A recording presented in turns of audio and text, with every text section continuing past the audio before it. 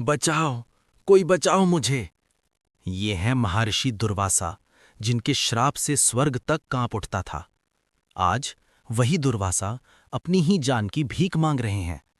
पिछले 1 साल से तीनों लोकों में भाग रहे हैं। ब्रह्मा से गिड़गिड़ाए, लेकिन उन्होंने भगा दिया। शिव के चरण पकड़े, महादेव ने मना कर दिया। विष्णु के पास गए तो उन्होंने कहा, मैं कुछ नहीं कर सकता। आखिर इन्होंने ऐसा क्या कर दिया? ये कहानी है सूर्यवंशी राजा अंबरीश की।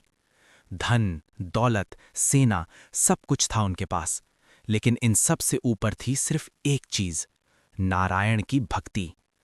उन्होंने एकादशी का कठोर व्रत रखा। नियम एक ही था, ठीक समय पर व्रत तोड़ना जरूरी है।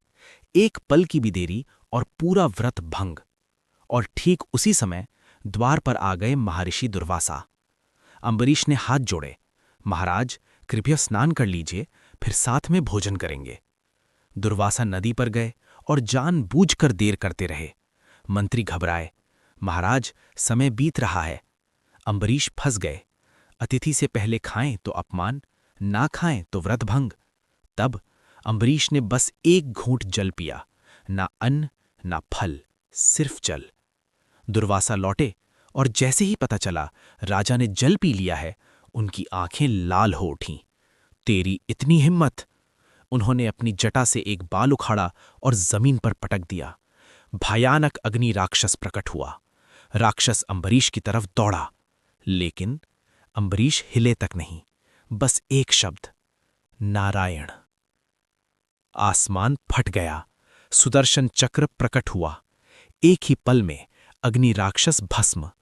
लेकिन रुकिए, असली खेल तो अब शुरू हुआ। सुदर्शन चक्र सीधा मुड़ा महर्षि दुर्वासा की तरफ। दुर्वासा भागे ब्रह्मा के पास, बचाओ मुझे। ब्रह्मा बोले, ये नारायण का चक्र है, मैं असमर्थ हूं। भागे शिव के पास।